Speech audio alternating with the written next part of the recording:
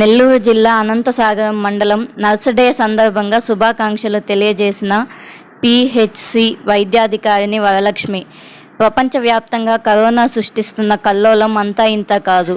ఈ మహమ్మారి అంతకంతకు విస్తరిస్తూ ప్రజల ప్రాణాలను కబళిస్తున్న వేళ వైద్య సిబ్బంది ఎన్నో త్యాగాలు చేస్తూ సేవలు అందిస్తున్నారు. తమ ప్రాణాలను పణంగా పెట్టి రోగులకు సేవ చేస్తున్నారు. ఈ క్రమంలో నెలల తరబడి కుటుంబ సభ్యులకు దూరంగా ఉండాల్సి వస్తోంది.